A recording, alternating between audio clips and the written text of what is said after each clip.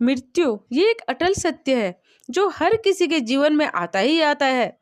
और सभी उस इंसान जो जिसकी मृत्यु हो चुकी होती है उसके लिए सभी रोते हैं, क्योंकि उसके साथ उनका लगाव होता है बहुत ज्यादा। और रोए भी क्यों नहीं, क्योंकि वो मृत्यु लोक में आते ही मोह और माया के बंधन में फंस जाते हैं, क्योंकि भगवान उन्हें मृत्यु लोक में भेजते ही बंधन में बांध करके रखते हैं। इस मृत्यु लोक में प्रवेश करते ही तो जाहिर सी बात है मृत्यु सबके लिए दुखदायी ही होगी, क्योंकि सभी हमारे माया के बंधन में बंधे हुए होते हैं। तो खोने से तो डर लगेगा ही ना। पर सब इतने माया में होते हैं कि वो ये भी भूल जाते हैं कि यही मृत्यु एक दिन उनके साथ भी होने वाला है।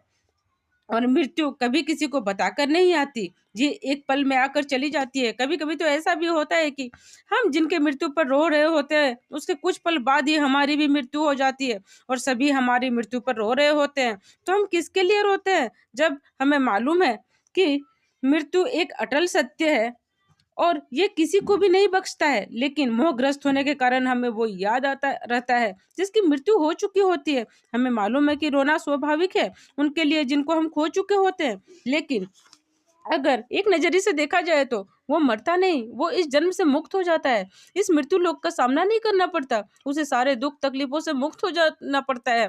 और ये आत्मा जहाँ से आया हुआ होता है उन्हीं के पास चला जाता है, और इस पंच तत्व रूपी शरीर को पंच तत्व को सौंप दिया जाता है और वो शरीर से मुक्त हो जाता है। मृत्यु से पहले जब तक आत्मा शरीर में रहता है तब तक ही मोह माया में फंसा रहता है, परंतु शरीर त्याग करते ही आत्मा हर मोह से मुक्त हो जाता है, क्योंकि आत्मा का सिर्फ एक ही जन्म नहीं होता, वो तो जब तक मोक्ष की प्राप्ति नहीं हो जाती तब तक जन्म लेता रहता है। और हर जन्म में आत्मा का परिवार होता है, तो आखिर वो कितने परिवारों को याद रखे। इसलिए शरीर त्याग करते ही आत्मा भी मोह से मुक्त हो जाता है।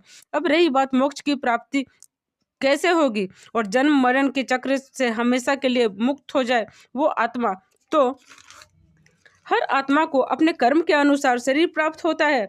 जो धर्म और सत्य के राह पर चलते हैं वो मोक्ष को पा सकते हैं, वरना नए नए जन्म लेना पड़ता है। जो बुरे कर्म करते हैं उन्हें ऐसा भी होता है कि कुछ आत्मा मृत्यु के बाद भी मोह में बन जाते हैं और शरीर त्यागने के बावजूद भी उन्हें लगता है कि वो जिंदा है और वैसे ही कर्म करने की कोशिश करते हैं जैसे कि वो जिंदा रहते हैं उस समय करते हैं।